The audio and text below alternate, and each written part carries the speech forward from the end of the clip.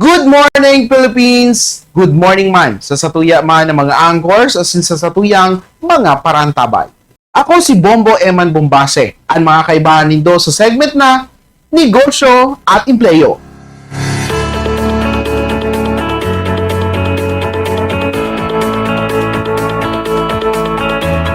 Ngunyanal daw ni Domingo sa tuyang pag-urulayan ang mga mapagkakakitaan na negosyo na pwede mong gibuhon ngunya na padagos ang paglangkaw kan inflation asin pagmahalan kan presyo kan mga produkto.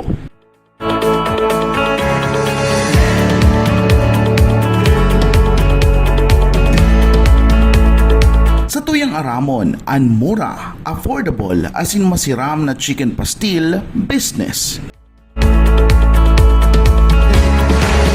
Ang chicken pastil ang sarong popular na pamahawan kan mga taga Mindanao, partikular na ang mga Pilipino Muslim.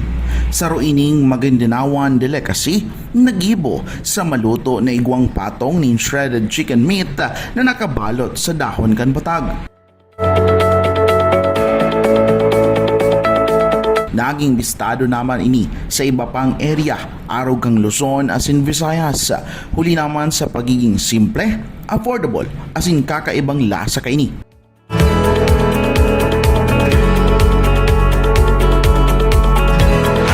Madali man ining gibuhon, huli naman sa magkaperasa na ang kaipuhan na mga ingredients.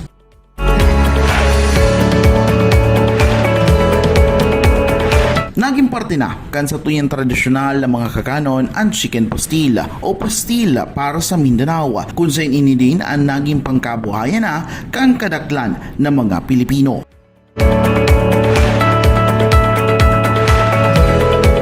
Apwera sa pagiging affordable na pagkakan para sa mga Pilipino, pinagkakakitaan pa ini. Panupunan ang chicken pastil business.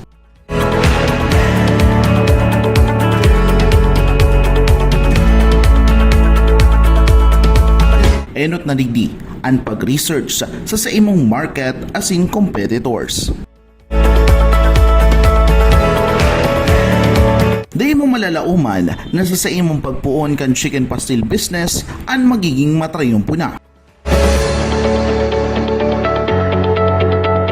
Sa imong enot na dapat maaraman ang manungod sa mga area na igwang mga customer asin magin ang mga kakompetensya mo.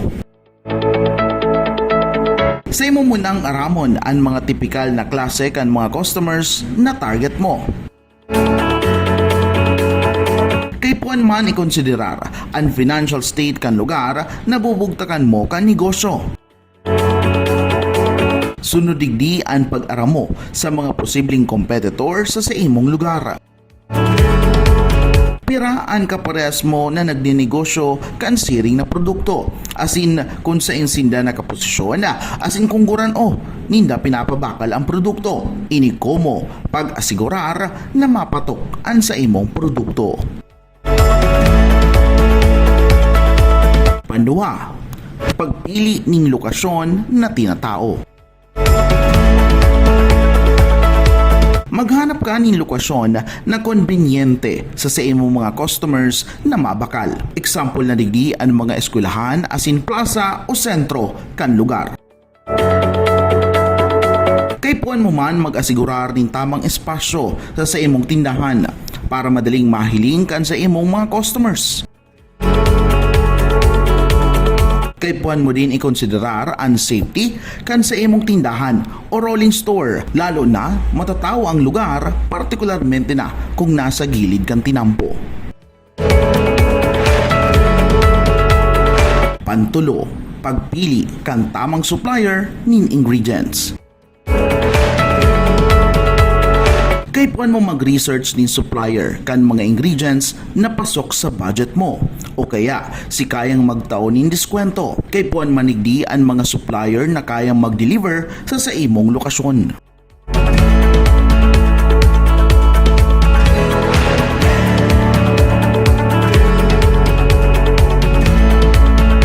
Sa negosyo na ini, importante man ang tiwala asin pakikisama, lalo na sa mga supplier na pwedeng maging long-term partner mo sa pagpapastil.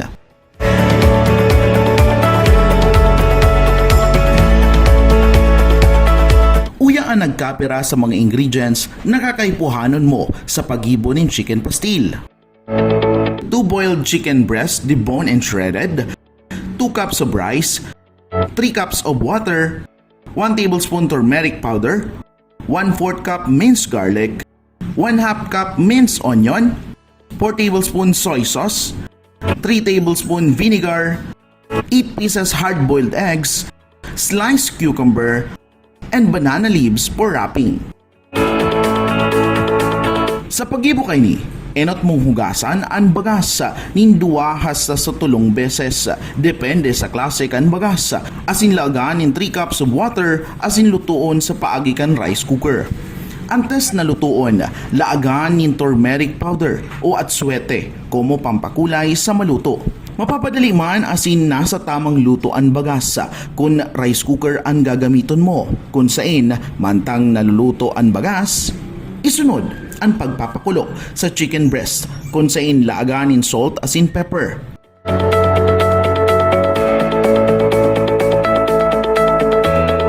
Halato na matenderize asin kung medyo nahahali na sa buto ang laman, pwede na ining i-shred depende sa dakula o sa dit na muyamo para sa imong pastil. Sunod naman ang paggisa. Maglaag nin 3 hasta sa 4 na tablespoon nin cooking oil sa sarong kawali asin gisahon ang bawang asin sibuyas. Igisa hasta magkulay golden brown ang bawang asin ilaag ang shredded chicken meat.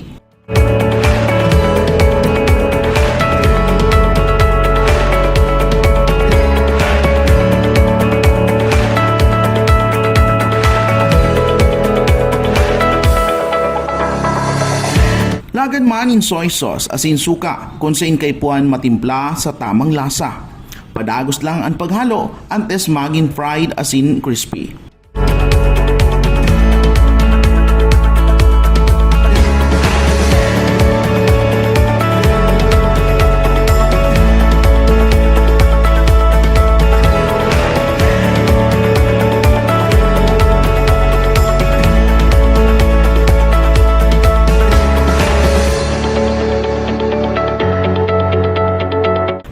Nang maluto, maglaag sa lamesa nin dahon kan batag asin maghiwa kan dahon depende sa size mismo kan ipangbabalot sa chicken pastila.